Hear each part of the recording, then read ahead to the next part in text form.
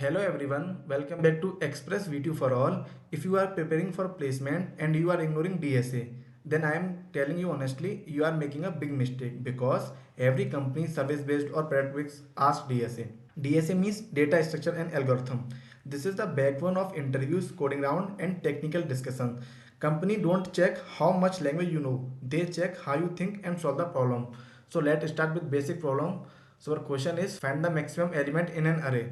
So in this question our A is given here and we need to find the maximum element. So now I am going to writing this code and I am going to explain each and every line for better understanding and execution. So now from here import java.util dot asterisk. So this line imports all the utility classes from java.util package. One most important thing is that in this program we are not using any utility classes, so this line is optional. You can write it or leave it. Just for reference I am writing for better looking and for better appearances. So now we are making one public class called as max. So this declare a class named as max. Java programs always start execution from this class. Now public static void main string arguments. What it means of this line? This line we can understand it one by one. What is public? Public means access from anywhere, and static means JVM can call it without creating an object. And what is void? What it means return nothing. And string arguments means used for the command line arguments. So our program execution start from here. That's why I am writing this line. Now we are taking our array to here. So now we are taking our array, int array. What are the element comes in this? We can assume as 10, 20, 30, 40, 50, 60 up to this. And here we are declaring an initialize an integer array. This array contain 6 elements. Int max equals to array of I. So not array of 0. Here we initialize max with the first element of the array. This assume that the first element is the maximum. Initially we assume that the first element in the array is the maximum element. This is our assumptions. Now we are writing the for loop for traverse all the element which is given in this array.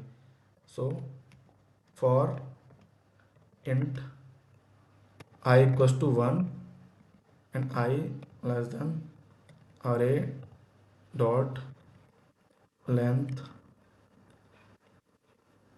and I plus plus. This is a for loop used to traverse the array, means start from the index 1, because index 0 is already stored in this max element, in this max. That's why I am starting with the 1. And array dot length, what is defined, gives total number of the element which is given in this array, and loop runs till the last element up to 60. So now we are writing one condition. If array of I index is greater than max, then what we have to do? This condition check whether the current element is greater than the max element or not. That's why we are writing this if condition. And if this condition is true, we update the max element with the current element. It means max equals to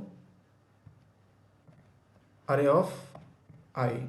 Now our this brackets end the if condition, this one, and this brackets end the for loop. After that we have to write the print statement to print the maximum element. So system dot out dot println, here our max element.